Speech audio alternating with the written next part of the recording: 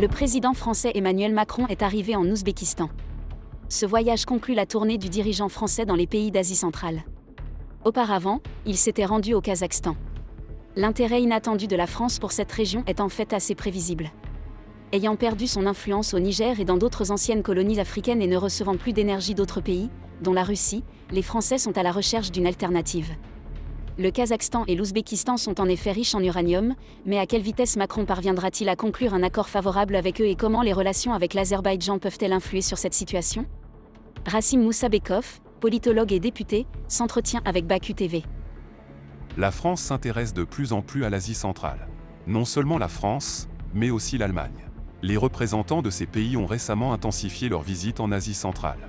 Le président de l'Ouzbékistan était en France, et le président français vient maintenant en Asie centrale, au Kazakhstan. Il ne fait aucun doute que la position stratégique de cette région entre la Russie et la Chine les attire, mais il s'agit également de ressources naturelles. Tout d'abord, aujourd'hui, ses principales ressources énergétiques, l'uranium, le pétrole et le gaz.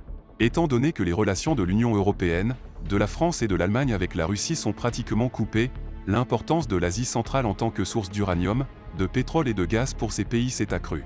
En particulier pour la France, qui est en train de perdre son influence en Afrique du Nord, d'où elle tirait la majeure partie de l'énergie nécessaire pour alimenter le plus grand réseau de centrales nucléaires d'Europe.